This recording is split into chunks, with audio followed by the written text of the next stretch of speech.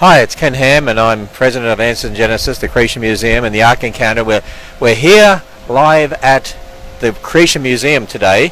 Often do broadcasts from the Ark, but also the Creation Museum, and I'm with our garden specialist, Dale. Hi. And we're going to do something a little different today, because I'm going to get Dale to give us a quick tour of some of the gardens and explain just some of the plants and what we do here. On Thursdays, weather permitting, yes, sir. yeah, usually Thursdays, weather permitting, and up until it gets too cold, and and after it's been cold, and spring. So sort of spring to fall, yes. We have garden tours here on Thursdays at the Creation Museum. Because if it rains, we don't. But people can book for those when they actually come to the museum on a Thursday. Yes, they can then find out if their garden tour is going ahead, and provide the weather's fine. It does, and it's fascinating. People absolutely love it. It gets rave reviews. And we even have some plants here described in the Bible, right? Yes, we do. Well, I've been asked what plants are here that are in the Bible. Yeah. And my quick answer back is, well, all of them. All of them. It's God's creation. Because God made right? the plants. I like so that. that answer didn't, wasn't good enough. So we actually do have plants that are word for word. That are specifically mentioned in the Bible. So Dale, what I'm going to do is you can start a tour here. Now this will be shorter than your normal tour, obviously. Yes, because we're on Facebook and we're live here. We'll go quick. And maybe people could ask questions too, and our videographer Maria will actually read out questions as they go if they've got questions about our plants or our gardens here. And first of all, how many acres of gardens do we have? Well, there's about 35 acres here outside the museum, and all of them are really gardens. So usually at the beginning of the tour, I like to start right here, because as they're looking across, one of the most photographed spots in the museum is the pergola right across the lake there. And when you look across and you see the pergola, you look right through the pergola, and up the pergola is the waterfall. Well, that wasn't just by chance, that was design. So a lot of things are that way as you walk through the gardens. It's just a feeling, and you can't really figure out why, but it's a thought process that goes into the design of the gardens, each one of them individually. Okay, so we'll go down these steps here then. Is this where? Go this way? Yeah. Okay. So we go this way. You're leading the tour this way, not me. Yeah. So. Well, we go this way because the circle changed a lot. If anybody's been here in the past, and they haven't been here in a couple of years, they'll see a big difference up here in the front. There was just some round planters that went along the road. We've changed that quite a bit. We put a wall along the road with plantings. Okay. We're back. Okay. So anyways, we're here in the front circle, and just over the last couple of years it's changed quite a bit. And if you haven't been here, you can see new plant beds all along the face of the museum, and it really just adds a lot of warmth. This is I like to refer to it really as a gathering space, and it is. So people come here to visit, they bring their groups here and figure out what they're going to do for the day. Some of the plant materials along the face of the building, the big trees are birch. They were selected specifically because they have the branch structure is a little bit lighter, so if we have windstorms, it won't damage the buildings. Things like that is what we try to go through when you walk, when you come to one of the tours. Well, the plants look beautiful right now. What are these plants here in these beds? Well, the pink flowers are begonias. Those are annuals. So depending on where you're from, we always talk about what plant zone you're in. So we have annuals and perennials. Annuals are the ones that we have to change out seasonally. The perennials are the ones that just come back. So we have a lot of both. Over here to the left is another newer garden. It is underneath the zipline tower, and there's just a whole bunch of perennials right here. So all of these started out as very small little plants. We have a Quonset hut, so we plant them. We get them to a certain size, then they upsize to the next pot until they were big enough to actually plant. So there's just a variety of things: echinacea, coneflower, corabelle, catmint, just a lot of different things in this garden. Wow, I'm glad you know all those names, because I don't. So, if people have questions, by the way, they can ask questions as we're going along here, questions about the gardens or question about garden specialist, and he's got all the answers, right? This is Answers in Genesis. It You is. got all the answers. Answers in gardens. I better. That's right. Well, So, everything here I like to term it as a garden. So even the turf, we do a lot of special things to the lawn to make it look the way it does. Different fertilizations, and every area has different watering systems. So we have irrigation that goes all throughout. It's quite complicated, but it allows us a lot of variability depending on the needs for different areas. And by the way, Dale, I was just looking, there's just cars pouring in the Creation Museum Yeah, here. there's a lot. You know, since the Ark has opened, the Creation Museum has seen a 70% increase in attendance. Well, I see it out here. I believe you. Yeah, I because you really see them in do. the gardens, right? And they Yes, love sir. the gardens. Yes, sir. And then we believe it's even going to grow more next year because when people come and see this place. So let's stop here for a second. Yeah, I always do stop here. If you look down the waterfall, this is a couple-year old, believe it or not. Just it's only been, I mean, the garden part of it's only been here a couple of years. So some of the other things I like to talk about during the tour is some of the structure. So obviously these trees were here before, they're native. The valley was here before, but the waterfall was not. So one of the main designers with Tim Schmidt, there's pump systems that actually pump the water up and create this beautiful waterfall that people get to And this is enjoy. just one of many waterfalls. One of many. Hey, Yeah, by the way, some questions here. How many different plants are there? How do you keep them alive in winter? well, there's thousands of plants. I don't have the specific number. There's a lot.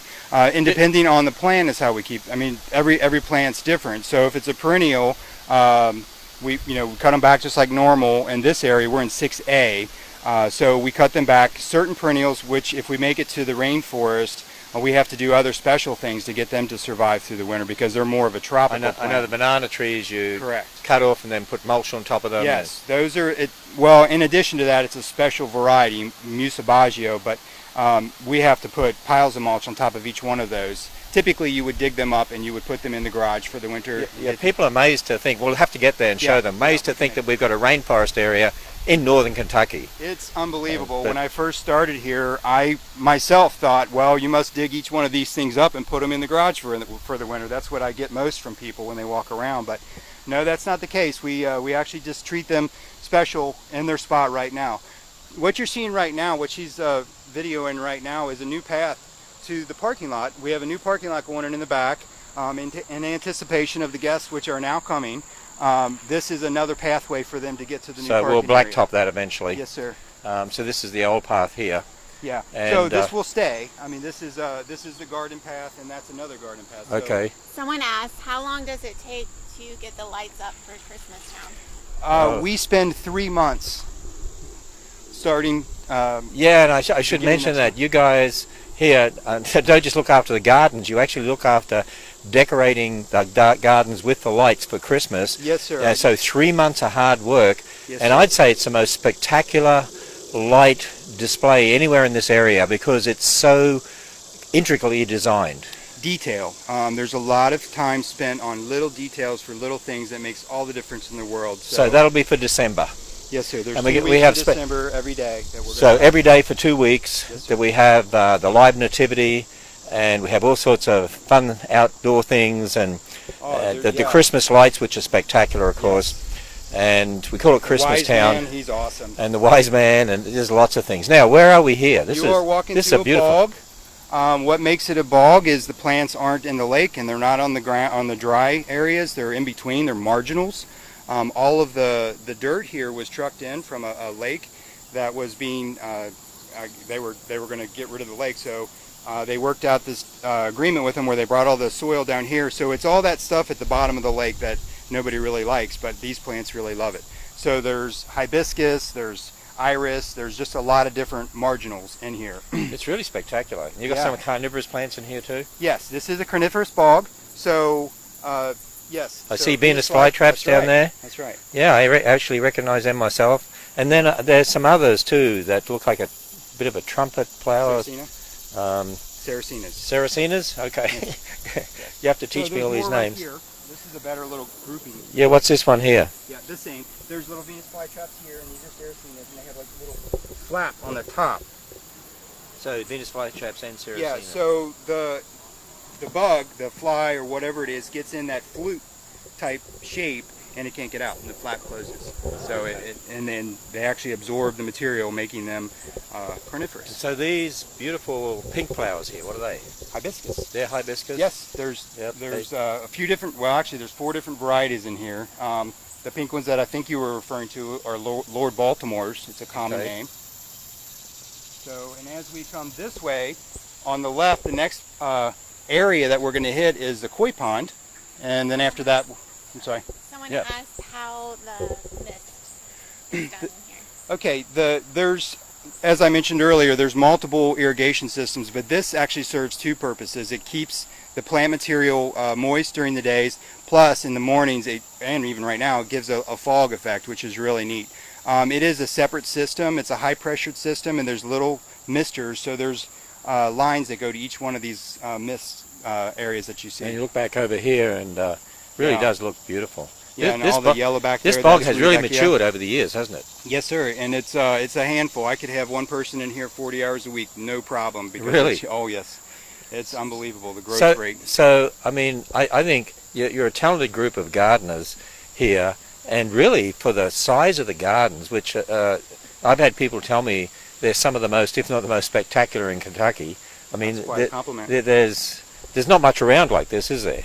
Well, in this area, no, there's not. I actually would say a bigger circle than that. You have to go a lot further to find anything that comparable. Yes, and really, there's variations to different gardens. This one has just really specific areas. Like this is a koi pond. We just went through the bog. We're going to go into the rainforest. So most gardens feature a certain type of plant. Well, so, we have different gardens here. Yeah. Yes. So this is a koi pond. Most of the plants in here have a Japanese type look, or actually are Japanese plants. This one I always like to point out right down here on the right hand side, this right here. This one here? Yeah, I always tell people to be careful when they get too close to it, because if you get really close you can see it has some really, really, really unusual thorns. See? And the structure of this plant is really neat in the winter as well, so it gives a lot of seasonal interest. But if you're wondering what it is, this might give you a hint. It's actually an orange. It's called a hardy orange. Oh, really? Yeah. So it's really neat, and I get a lot of... It gets the fruit, but not edible fruit.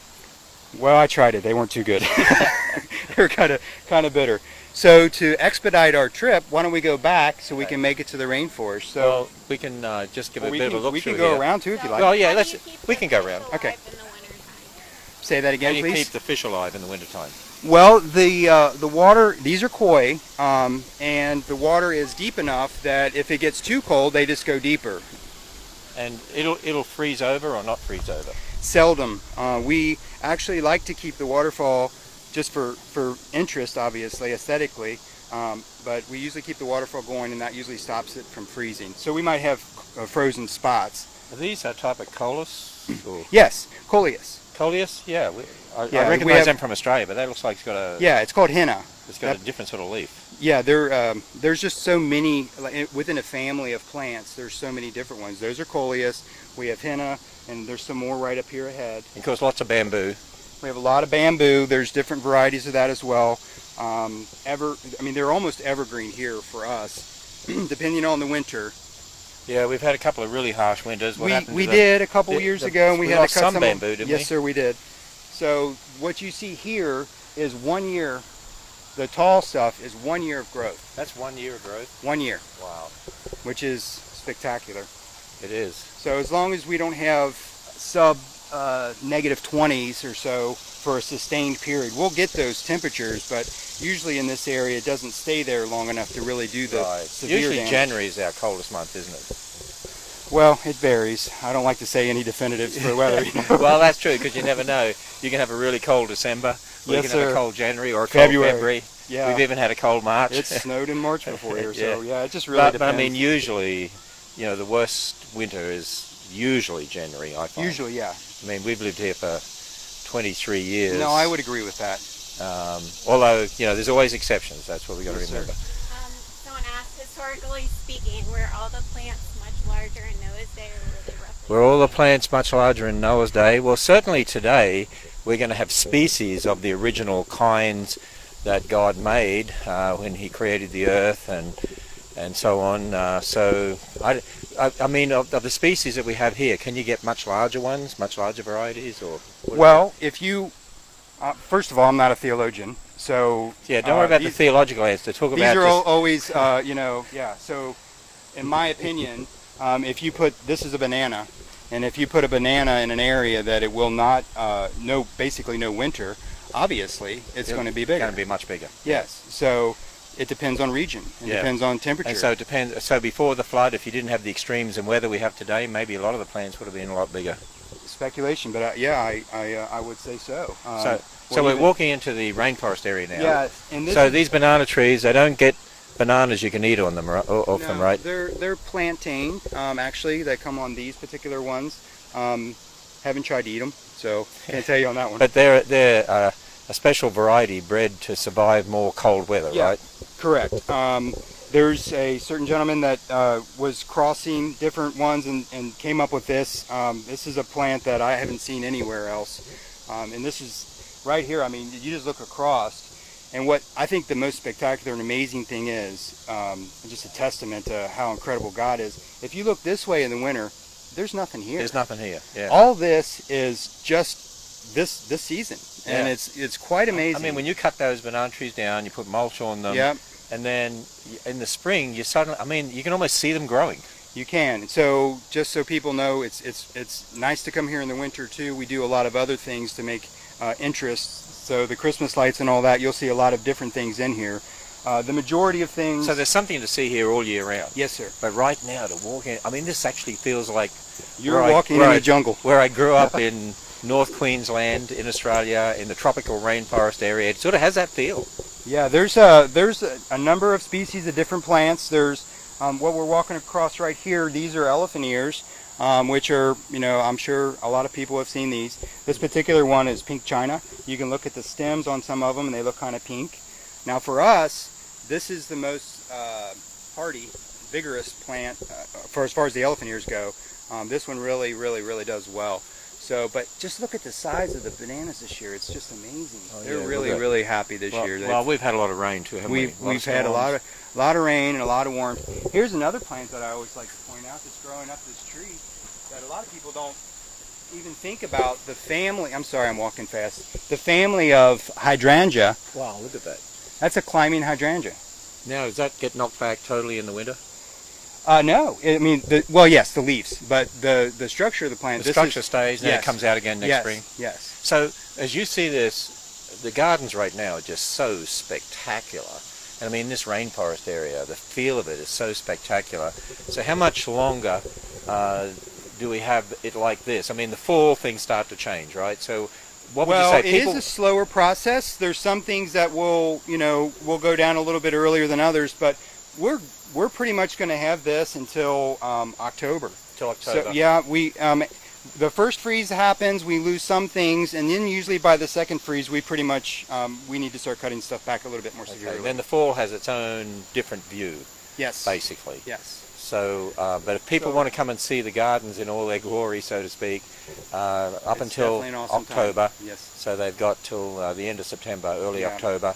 And then we switch to Christmas lights. Then we switch to putting the Christmas lighting up and getting all that up, which is spectacular. Yeah. Absolutely spectacular. I mean, I've had people come, they come from all over America actually, to visit the Creation Museum and all over the world. And I've had people say they've never seen Christmas lights this spectacular anywhere because of the way you guys design them. Thank you. We do take a lot of time. As I mentioned before, detail is paramount. Each little thing does matter. And we always add some things every year. Every year, things change. They have to, but because the gardens change, we're constantly adding different areas to the gardens. Do we have enough time to go to another area? Yeah. So do we walk down here or across the suspension bridge, or? What fertilizer and pest prevention do you use? All right. So on the pest prevention, We'll walk down. There is a suspension bridge here, but what do you think is the most spectacular, Dale? Go this way or that way?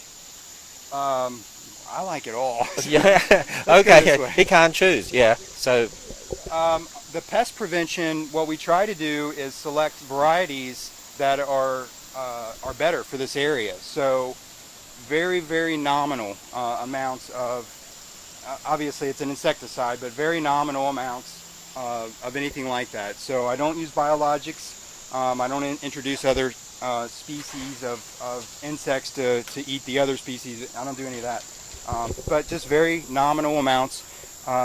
And was the other question fertilizer? Do you? Okay, so it really just depends on the plant on fertilizer.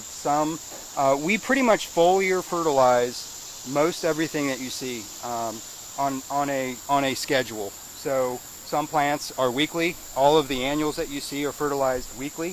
Some of the tropicals are weekly. Some of the other things not so much. We use also granular fertilizers depending, again, on the plant. It just really depends on the plant. So you really got to know what you're doing. That's what you're telling me.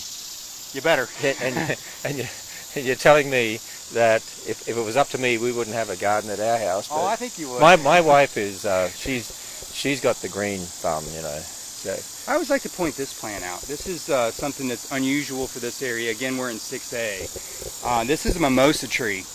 You will see these in people's side yards and in some areas in this area, but they're usually protected by a house or a fence or something like that. So this is obviously protected by the bamboo, and it's one of the reasons this thing has really thrived. This has been in the ground, I guess, for about 7, maybe 8 years. It started as a 5-gallon pot. So that gives you an idea of the rate of growth. Wow. So what we haven't talked about a whole lot is dirt, and it's where you start. So all of these gardens, before anything was planted, were amended and just prepared for the plant material that's here now. Yeah, there was nothing here.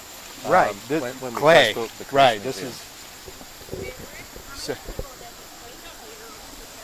Yeah, how many people take care of it? I'm sure you'd like a lot more, but we keep it lean and mean here at the Creation right. Museum. We can have a look down this view here while you're talking, actually. There's 5 of us total right now. So See, we do have a position available. We do have a position Yes, available? I have one opening. Okay. One opening. That's right good now. to mention that we do have an opening So, in the gardens here. But, yes. But through the whole ministry, people are amazed at how few people, produce the magazine, or how few people Right. work on our website, or how few people, Right. because they really work hard and they're very talented. Well, I think the interesting part is everybody has a story and how they got here and why they're here, as I do. So I always just say God's providence is 100%. Exactly. So as we come, we're each here for, God put us each here for our own special reason, or His own special reason, but we each have a different talent, and it's just a blessing to be able to use that talent here and, proclaim His glory. So the water lilies on the other side there, those big water lilies, what are they? Those are actually lotus. They're lotus. Yeah, water lilies are these so pads these are right water down here. lilies. They're Yeah, not water lilies. the They're little lotus. white flower. See how much I know? That's a lily. Actually, you see how much I don't know? The lotus, they're only supposed to grow in approximately 12 or so feet of water. We've pulled them out at 18 feet. So we didn't talk about the lake. The lake is another garden for us. You can see plant material all the way around the lake. When the lake was smaller, they planted everything that you see. That was before I was here. They planted everything you see around here. So even the cypress trees that are along the lake, all of that was not here originally. No, that was here originally. Yeah. Okay, so wow, I would love to do the detailed tour, Dale, and find out a lot more information here. On Thursdays, yes. What time do you usually do those garden tours? 4:30 has been a good time to start the tours. It's just been conducive with all the different things that are inside the museum. And we do a nominal charge for that, a nominal upcharge for that. Yeah. But it's a really detailed tour. It is. And Well, it's a personal tour. Yes. Yeah. Yeah. And people get headsets. Yeah. So we have those special headsets they So put on up so to they 20, won't and then- miss anything. Yeah. So up to 20 people. Yes, sir. So that's on Thursday. So if you come on Thursday, so there's one this Thursday if there's no storms correct. coming through. Or That's correct. I know we're getting some of that moisture from Louisiana. They hit Louisiana and Texas, and it's coming We've up had here. some storms here the last couple of days for sure. So we have, So- but the storms come, they go, and then it makes everything look beautiful. So where should we go from here? Do you think? Well, do we have time to continue? Yeah, we can continue for another few minutes or so. Okay, Yeah. Let's just go right up here. I think We're people. on the other side of the I lake. think people are enjoying it. People can tell me if they want us to continue. Let us know if you want us to continue here. This is the pergola that I mentioned on the other side of the lake. And this is a closer look at that same waterfall. Oh yes. How many waterfalls do we have here? That's a great question. I always get asked one. I have to count in my head a number. Yeah, it is a number. There's a number of plants here that are very unusual. So when you look at this, you kind of try to figure out what is that? It's a Japanese maple. It's called a full moon Japanese maple. So I wouldn't have recognized that as a Japanese maple. yeah, there's a lot of plant variety of different things that were selected here before me. And while I've been blessed to be part of some of the design here, which is awesome as we've changed things. but it's just amazing how much variety there is. So, I remember when they were first building these waterfalls, it is so changed. I mean, the amount of plants that have grown up around here and what you guys have done is just absolutely amazing. I mean, it's so beautiful to come through here. These are really exquisite botanical gardens, we could call them, couldn't we? Yes, I mean, I think so. We spend a lot of time, a whole lot of time, just trying to, again, detail everything. It's an exhibit in itself. It is. And of course, down the Ark, we don't have any gardens like this. Not yet. I'm sure you will. Eventually they might, but it takes time, doesn't it? So you asked me at the very beginning, what plants do we have that are in the Bible? Specifically mentioned in the Bible. Specific, yeah. Right. Cedar of Lebanon. That's right out of the Bible. We have a number of plants, or a number of cedar of Lebanon around the property. A sycamore, obviously. Oh, yeah. On the other side. Zacchaeus and the sycamore tree. Yeah. Yeah, just a lot of different things. There's a fig in the rainforest that I did not point out. Just some other things that are word for word. There's other things that are still in debate, like the apple. So. Oh, absolutely. Yeah. So. Yeah. So this is our. How about we walk just halfway across the suspension bridge? We'll follow you. Okay.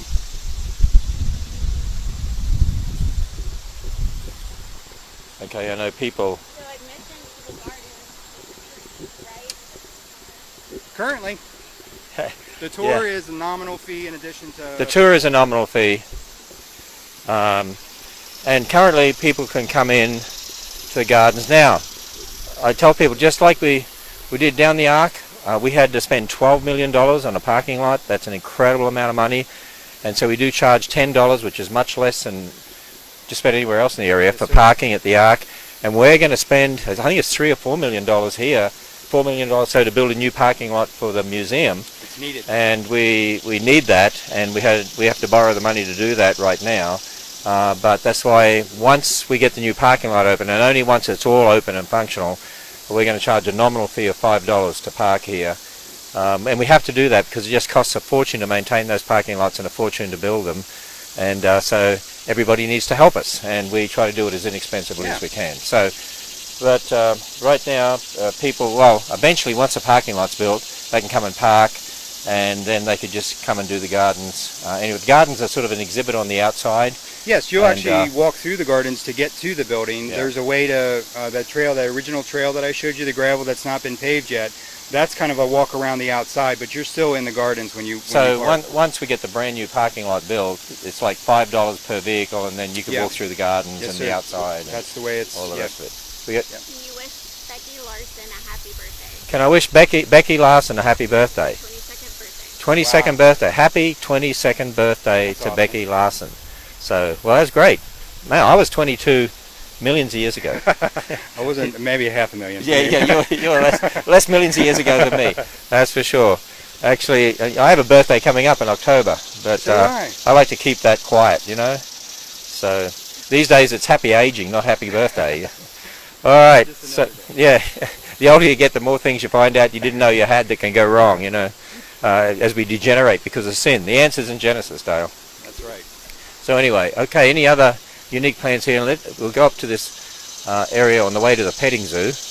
We have a wonderful petting zoo here. Oh, what are they? What are those? Are they crickets that I can hear? Yeah, this is the butterfly. Yeah, I believe so. This is the butterfly garden. I get asked. One of the questions I do get asked is where are the butterflies? Well, we don't actually have an aviary, but we do, as you can see, have butterflies all over. This is a butterfly bush, and there you go. They always show up right on cue. Right on cue, right where you need them. Yeah. So the next one, there's some monarch butterflies right up here. Oh yeah, look at that. I see that. Yeah. So the butterfly garden actually attracts butterflies. Yes. There you go. Look at that. They're monarch butterflies. Yeah, the ones that are color, I believe so. Yeah. Look at that. Maybe correct. Yeah, I was seeing some butterflies flying around before, but if you actually stop and look, and there's some more over there too. Most people just walk right by. I'm the same. I'm guilty of it. So sometimes you just got to stop and look around. It's like, wow, this is amazing.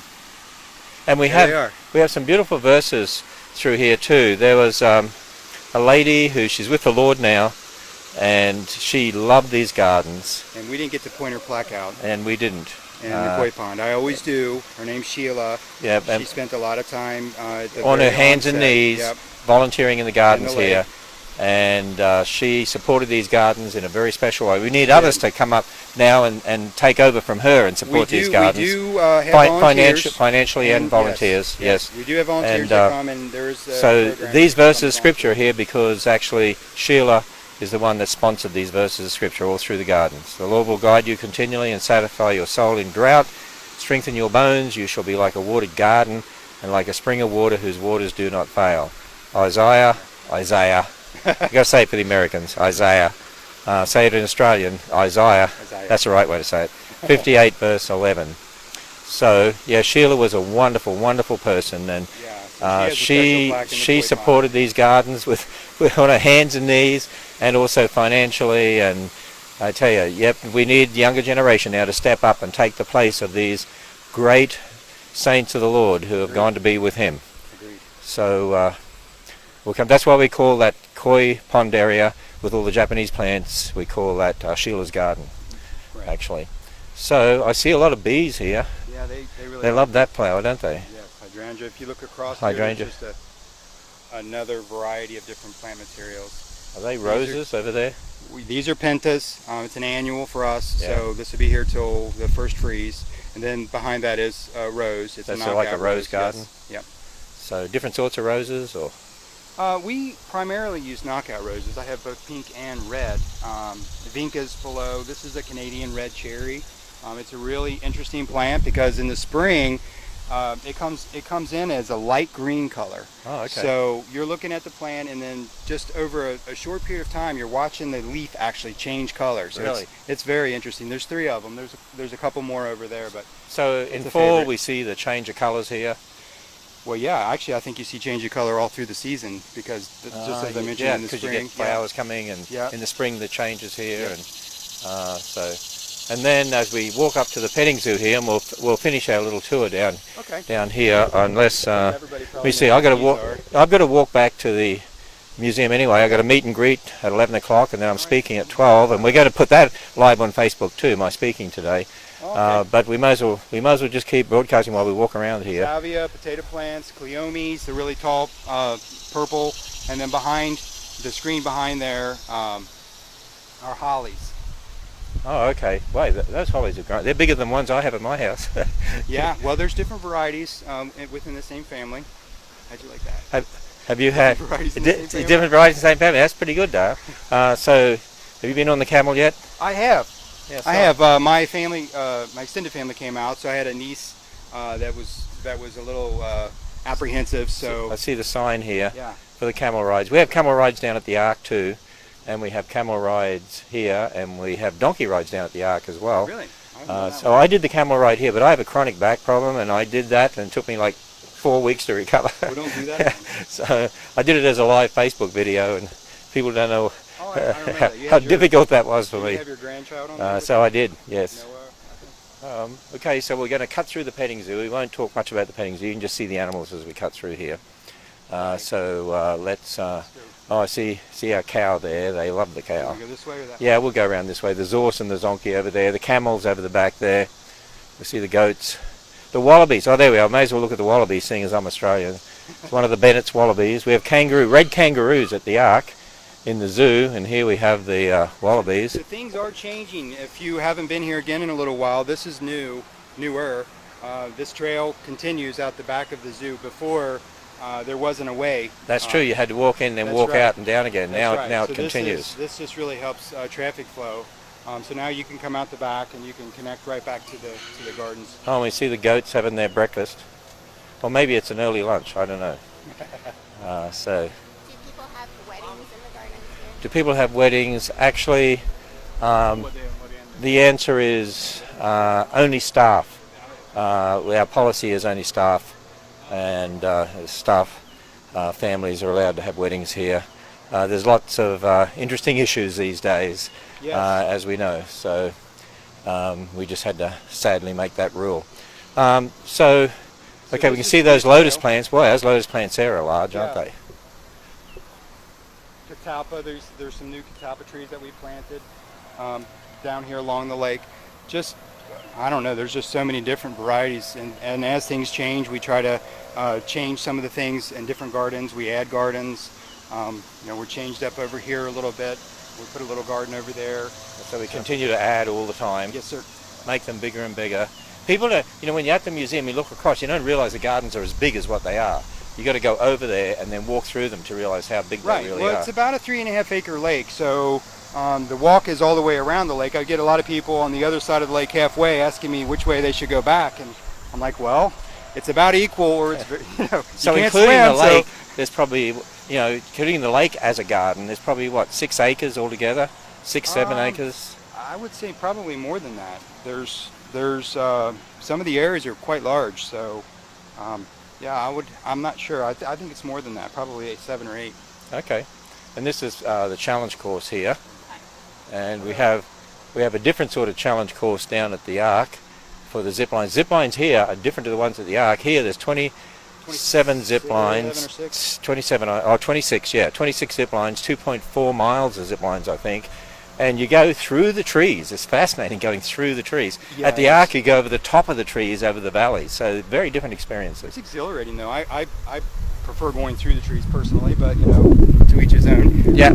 Well, I tell you, it's fun going over the top of those trees too. I love to just, in Australia, there's rainforest areas where you can go and you can walk through the treetops. I haven't got They put those walks up through the treetops. And here we have sky bridges in here too. This way, or? Well, you want to go in this way? And I know we have gardens back here too, going into the offices.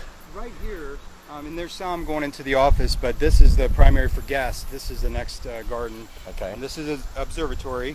This is the only observatory of its type we know of in America, probably in the world, a Christian observatory with many, many different telescopes, and has one very famous telescope actually. It was used by NASA during the Olympic Games. Hi, good to see you all. Hello. Good morning. Enjoy your day. And the roof slides off, and we have a number of astronomy programs. Not today. I think we're going to have a sun spotting program today because we actually have special filters so you can look at the sun and see solar flares and that's going to be prominences on the sun. But today it's very cloudy, so they can't today. So weather permitting, we have those special programs led by our astronomer, Dr. Danny Faulkner. So, okay, we come along here. Right, so as time goes, we'll add more gardens up here on the hill. Yes, sir. This trail will also be widened. There'll be everything you see to the right probably will be a garden. So there's plans in the works to accommodate it was anticipated, but now it's factual, the additional guests that are coming. So we have to make provisions for that many different people. So anyways, trails need to be wider, more parking, all those kinds of things. And by the way, that's why people need to understand we have to charge for people to come in, and we charge a nominal fee compared to a lot of other places, but really it costs a fortune to maintain. Just the gardens, let alone the museum itself and the animatronics, and things break in this world, and just to fix animatronics can cost you a couple of $1,000 just like that. Right. And so I'm unaware of the different costs inside, but outside I can attest to the. I mean, just in the winter, if you think about somebody's safety, so everything that is paved where people will walk has to be clear. And there's a cost to that. I mean, even if you don't put down people, there's still a cost. Put down a special material to melt the ice and keep everyone safe. And the Ark, of course, to do that, it's going to be an enormous cost because you've got that mile shuttle road that they have to shuttle in on. Right. So all these things cost money, and so everyone can help pay their bit to enable it to be here. Otherwise, it wouldn't be here if people didn't do that. And I very rare I hear anyone complaining about the price. And somebody said to me from Australia, they said, if anyone in America complains about the fact you have to pay a nominal fee to get into these places, think about people in other countries. They've got to pay an airfare to get over here. That's true. People do travel from all you over think the of world. that, they have to pay an awful lot of money to come over here. And I didn't even get to, we do, during the tour I get to walk around with people from all over, and I get to experience some really interesting things from different cultures. So I had a family from Japan, and we were in the rainforest, and they recognized one of the plants. It was Sassa palmatum, which is the bamboo, and they actually use it in their cooking process. Really? Yeah, so a lot of different cultures use leaves. It's not edible, but they use leaves during the cooking process. So it was neat. Stuff like that's really interesting. Hey, we have a monster in the lake over there. Yeah, Looks like Nessie. that's exactly who it is. So, Or what it is. well, Dale, we'll just come down here on this little platform this deck that we built out here over the lake, and I thought this would be a good place to end our tour. Then I got to run up and do my meet and greet and speak here at 12 o'clock. Okay. So again, I want to thank you for Thank you for taking the time. our garden tour, and you know your stuff, and that's good. It's a blessing to be here. Yeah, and we have just wonderful staff, and it's great you even share biblical things as you give the tours. Yeah, I mean, they're obviously this is God's creation, so just walking around and, you know, as the scripture says, you just look around you. The evidence is everywhere, so he's real, and here he is.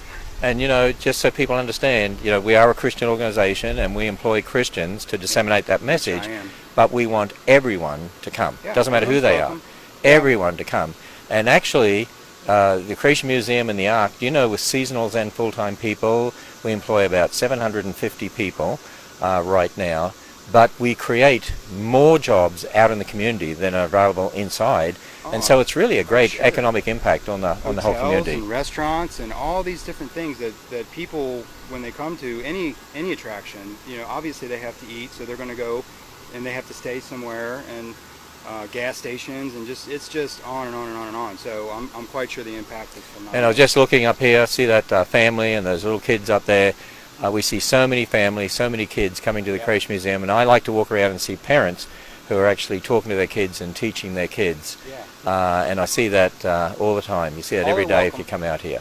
So, all right, well, we're going to finish up here, Dale. Thank you. And again, if people want to meet you and actually do the tour, if they're here on Thursdays, there's no 100% guarantee, because it depends on the weather.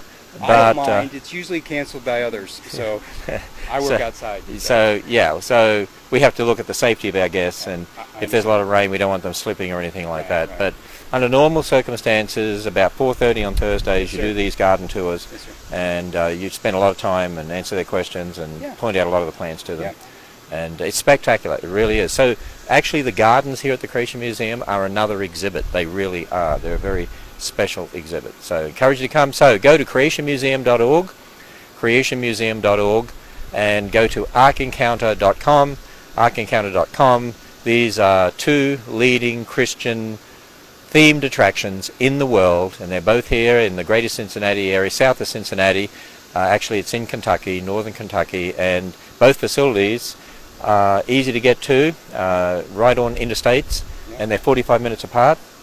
And so a lot of people come and go to both facilities. So hope you enjoyed our garden tour here with our garden specialist, Dale. Thank you.